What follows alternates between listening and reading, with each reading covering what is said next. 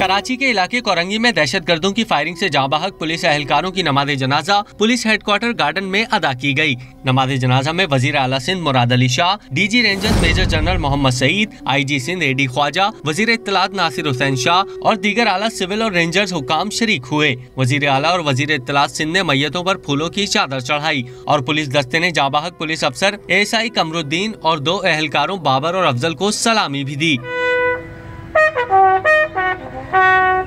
Firing की जद में आकर 9 साला जाहिद भी जिंदगी हार गया था। बच्चे की नमाज जनाजा कोरंगी में अदा की गई, जिसमें इलाका मकीन बड़ी तादाद में शरीक हुए।